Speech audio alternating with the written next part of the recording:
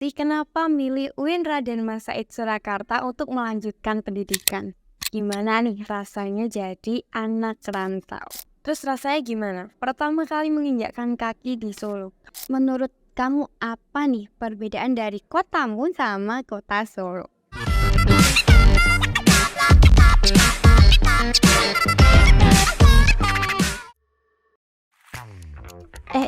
Anda dulu, Anda siapa nih?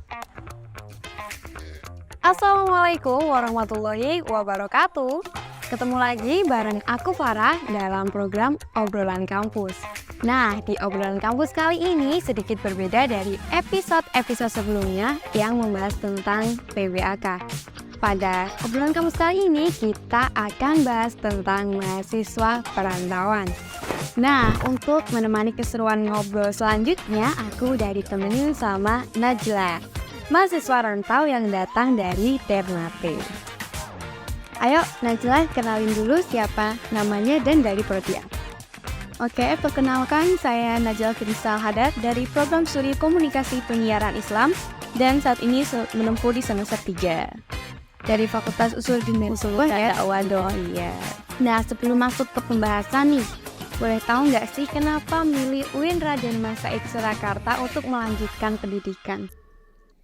Ya, karena punya keinginan ngerantau yang cukup tinggi, jadi ketika daftar di SPAN PTKIN 2020 kemarin, di websitenya tuh ada UIN Surakarta. Nah, di searching lah, oh ada UIN Surakarta nih, gini.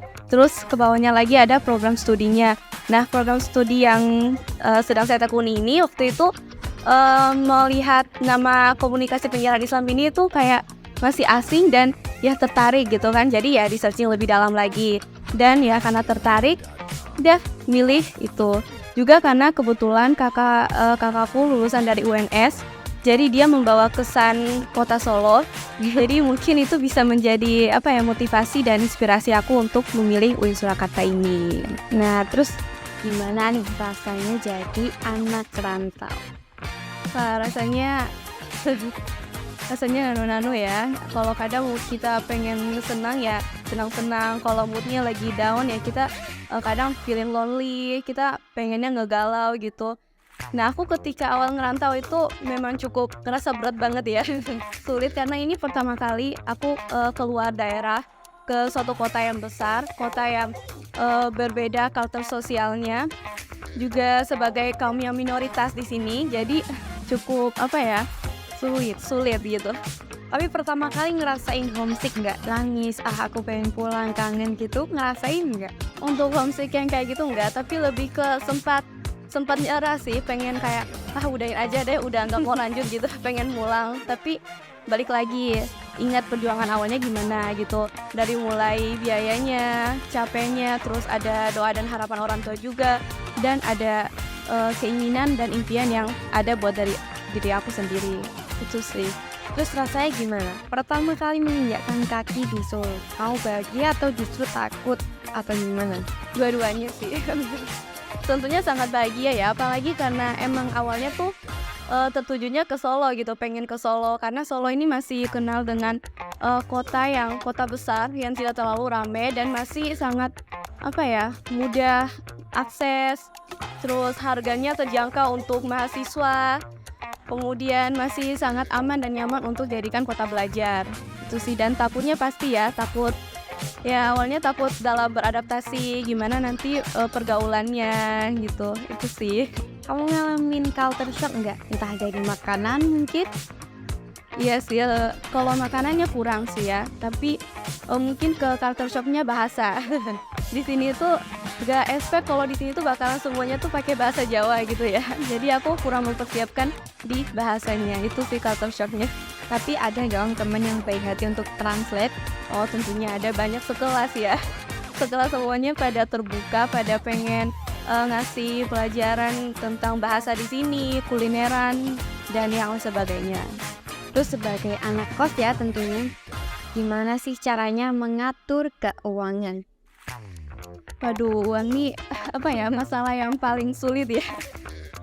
Kalau keuangan sih aku lebih ke menabung ya. Aku nabung, aku punya semacam catatan kecil aja gitu buat ya bisa membantu aku untuk mengontrol mana pemasukannya dan mana untuk pengeluarannya. Mungkin untuk kampus, organisasi, untuk jalan bareng teman-teman, untuk bulanannya dan sebagainya gitu. Jadi Tapi sejauh ini pernah nggak uang bulanan itu habis sebelum waktunya? Terus kalau misal itu kejadian, nanti Najla tuh mau ngapain sih?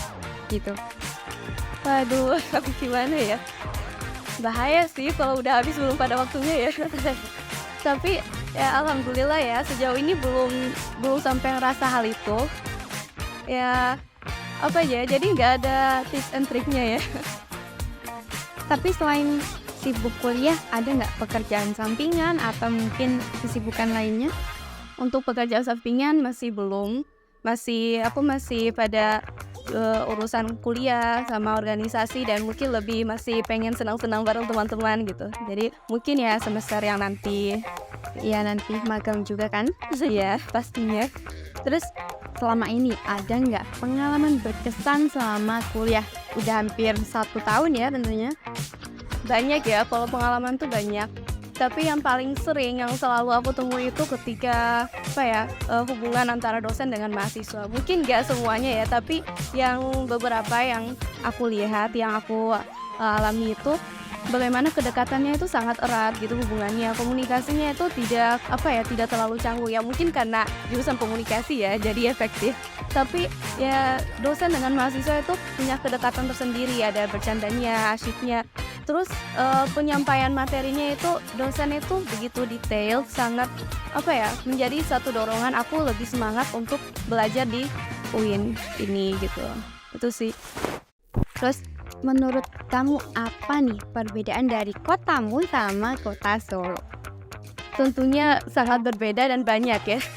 Mulai dari bahasanya aja tuh udah berbeda. Dimana kalau Solo ini kan lebih dikenal dengan bahasa Jawa yang lemah lembut, yang halus.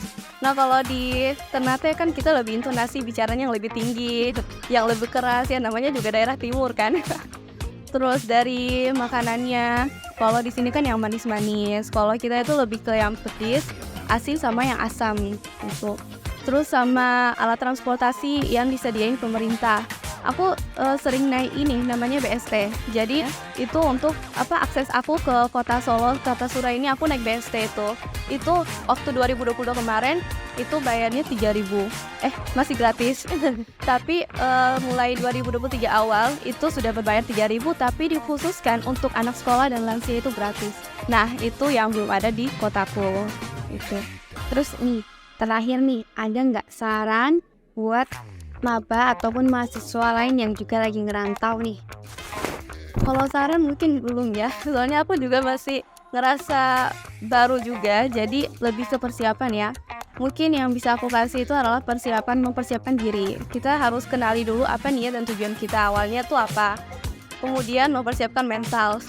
Karena aku yang awalnya mikir karena udah punya keinginan ngerantau yang tinggi, jadi mikirnya kayak udah siap mental nih gitu bakalan ngerantau. Tapi nyatanya sampai sini culture shock, tidak sesuai ekspektasi.